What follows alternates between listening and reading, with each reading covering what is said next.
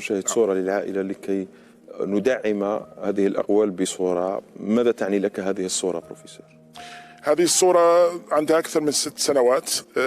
هذا في كان حفل تنصيبي كرئيس جامعة رايرسون سابقا تورونتو متروبوليتان يونيفرسيتي، وبالطبع يعني هذا يوم بالنسبة لي كان مهم، لكن يوم يعني لازم يكون النجاح مع العائلة، فمع زوجتي وفيه عندي ولد ياسر و3 بنات سمية سلمى وتسنيم اللي أنا أعتز كثير بهم. يعني ما يلاحظ في الصورة ما شاء الله بروفيسور، البنات متحجبات، هم اختاروا ولا أنت فرضت عليهم ولا كيف؟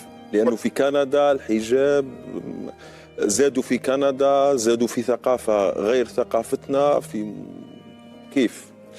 يعني ما شاء الله عليهم.